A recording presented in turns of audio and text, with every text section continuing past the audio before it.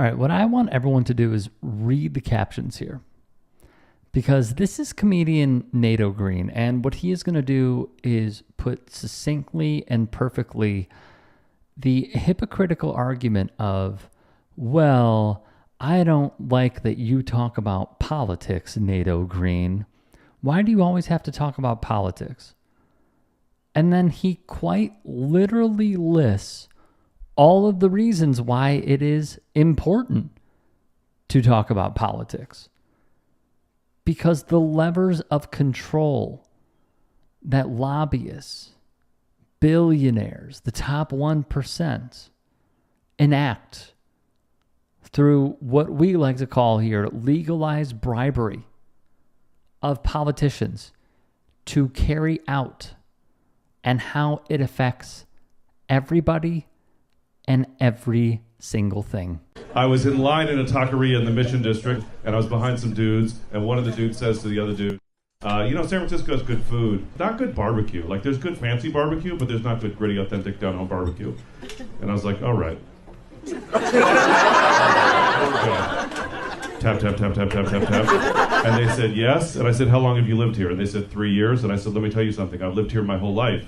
And San Francisco used to have good barbecue. Yes, it did. There used to be Big Nate's in South of Market, owned by Nate Thurman, the basketball player. There was Leon's out on Sloat, where you could take your shit to the beach. There was Cliff's on Old Bayshore, where you get ribs and shrimp. There's a place on San Bruno Avenue called Johnson's. They had a thermometer on the wall for how hot the sauce was. There was Brother-in-Law's at the Visidero that had great sauce. There was a place on 3rd Street called Moselle's that had amazing oxtails. It was only open on Wednesdays from 3 to 3:15. And they would only serve you if you went in with a black lady in a church hat. There was a place on Fillmore called Pittman's Pit that had a painting on the window that said, eat your ass off, with a picture of a pimp crying into a plate of ribs. Yes, there used to be good barbecue in San Francisco, but you know what happened? The San Francisco black population went from 12% to 3%, and you see when you destroy a community, you lose the institutions that community sustains. Maybe there's not good barbecue in San Francisco because people like you destroyed the black community. And they said, oh, we just wanted some horchata. And when I say this dude is must-see, I mean he is must-see. I support the conditions that the Marsh is proposing. I'm trying to get these people to be a good neighbor as they move into the neighborhood. San Francisco has been a welcoming place for generations of artists to move to, going back at least to the 50s. That should continue. No one, the city genuflects before the opera and baseball. No one likes opera. Seriously, people like being able to afford to be seen at the opera. No one likes baseball. People like winners. But we are making art for losers by losers, and we need a place in this city.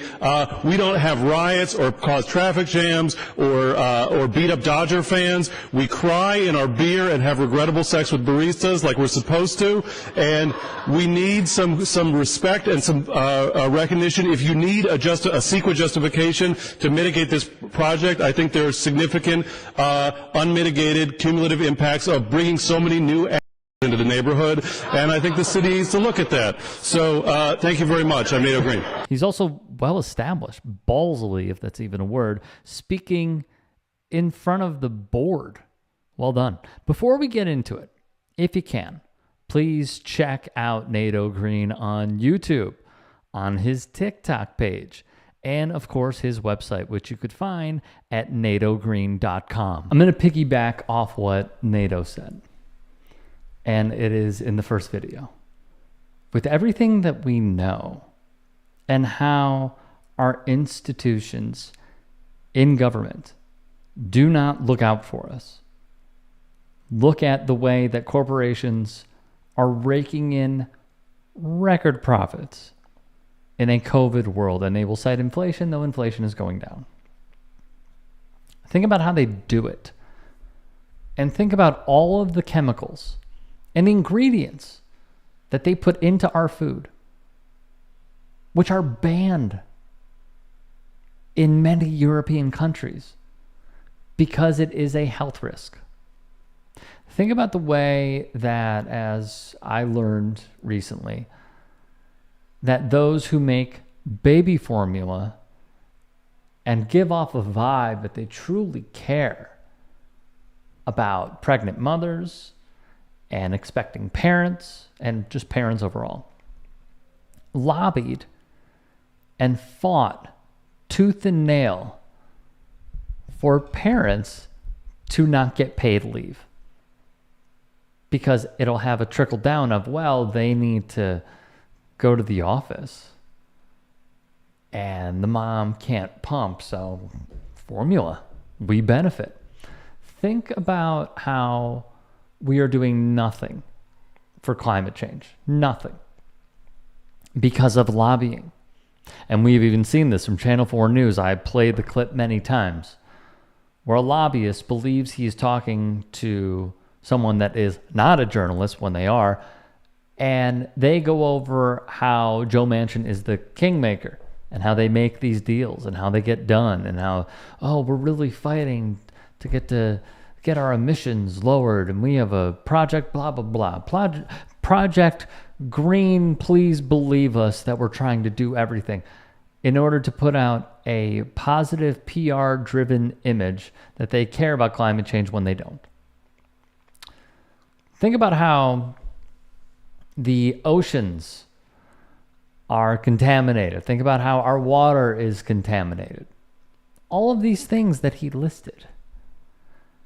And yet, just because it comes down to someone having and holding these opinions on not even radical change in the slightest, more so change that should be mandatory and is indicative of the voters having a say for a better life. Apparently that is taboo. Apparently that is a huge no-no for many others in society because it makes them uncomfortable. Why? Why does it make you so uncomfortable to talk about? Why does it make you uncomfortable to fight for unions? Why does it make you uncomfortable to fight for this? Why does it make you uncomfortable to stick up for the marginalized? Why does it make you uncomfortable to say, hey, you know what I would really like? High-speed railway. You know what I think would be great? Healthcare. But that's uncomfortable for a lot of people because they just don't want to talk about politics. That's all that it has to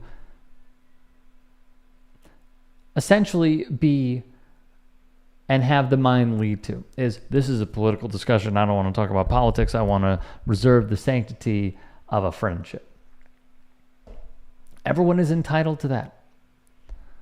But considering the amount of control that they have, wouldn't you want to have a say? If there are any stories we missed, if there are any that you, the viewer, would like to submit, get at me and follow me on Twitter, Instagram, TikTok. DMs are open. Support the channel. All of our content is free. It's the least you could do. Become a paid channel member and or go to tyt.com/join to support the network as a whole. Thank you so much. Have a great day.